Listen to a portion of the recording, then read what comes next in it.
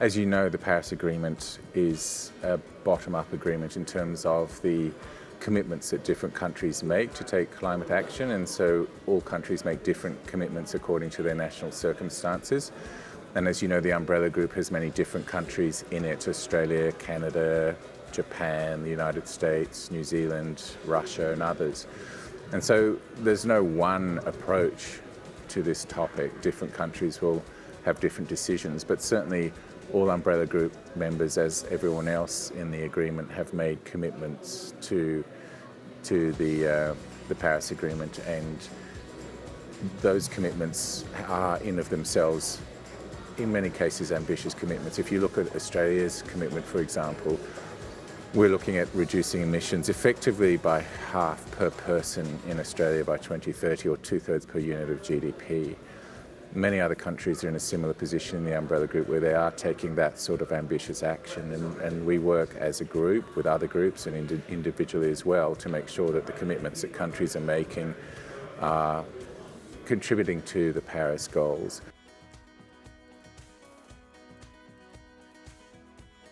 I think the policy environment is very important. So if you look at Australia, for example, we've introduced a whole raft of policies to make sure that we are in a good position to deliver on the commitments we've made under the Paris Agreement. So that relates to renewable energy policies, it relates to cleaner energy technologies beyond renewable energy, it relates to finance mechanisms. For example, we've created this thing called the Clean Energy Finance Corporation, which is providing and leveraging, mobilising private sector finance very successfully for cleaner energy into the Australian economy. We've come up with an emissions reduction fund, which is essentially a reverse auction system to buy abatement out of our economy, which is working very well. We've capped the biggest emitters in Australia, and we've given them, it's called the safeguards policy, so that if they exceed that policy, that they have to take certain actions. So there are many, many different things that different countries are doing at that government level to put in place the right policy framework and then the right actions underneath those policies to make sure that they happen. But equally important is the whole non-government sector and what are communities doing. At the one level, action at the government level, very, very important. Action at the international level to set the direction of travel, very, very important. But at the end of the day, individual people, communities, cities have to take their actions. And then what I'm noticing in Australia but around the world as well is how strongly the corporate sector is getting onto this agenda.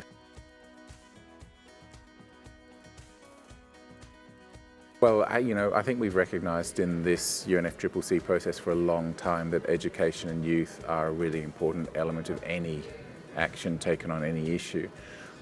Climate change is often an abstract concept for people. They don't really understand it, and so being able to translate in simple language and to give people a sense of what is happening and what they can do about it is a very important part of global action. And so that education piece is really fundamental to many, many different communities. Youth is really important. One, to educate youth in terms of the facts about climate and the realities of climate, and for the realistic actions that can be taken to address climate change. That's an important part, I think, of giving young people a strong sense of how this issue can and can't be dealt with, to get that sense of commitment but also inspiration. It's often very inspiring to hear the young representatives speak in the plenary sessions because they do bring that passion and they do bring that sense of the future.